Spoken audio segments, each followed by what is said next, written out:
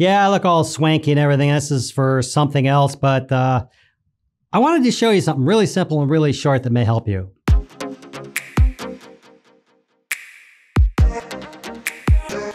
So here I am, I'm all set up. I have my lights going on. Everything's cool for a completely different project. And I wanted to show you something.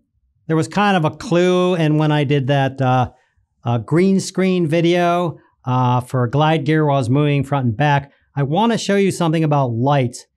It is important where you put your lights and what they shine on. For instance, I'm sitting here right now. I have marks on the floor. I have my lights set up, my key and my fill light, my hair light. I just want to talk about the key and the fill. Here I am right here, and I'm lit fairly decently. I don't have a lot of shadows happening, etc. Now I'm going to take a footstep forward. I'm going to refocus, and I want to show you what happens. Check this out. Now I've taken a 1 foot, 12-inch step forward, and I haven't changed the lights. The difference is, because I haven't changed the lights, you can see, like I'm looking at my monitor, I'm starting to get these funky shadows under here. My eyes are all dark, and it's just not right. That's because I moved, again, only 1 foot, but I didn't handle my lights. The point is don't just willy-nilly throw a light up and throw another light up and throw a light up and then say all is good.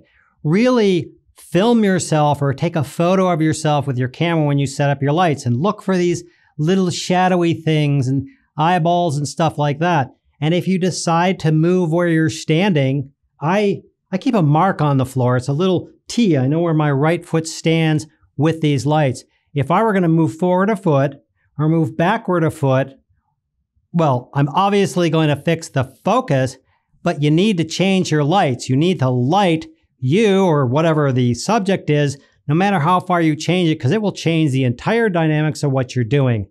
There you go. I hope that helps. Thanks for watching, and we'll see you next time.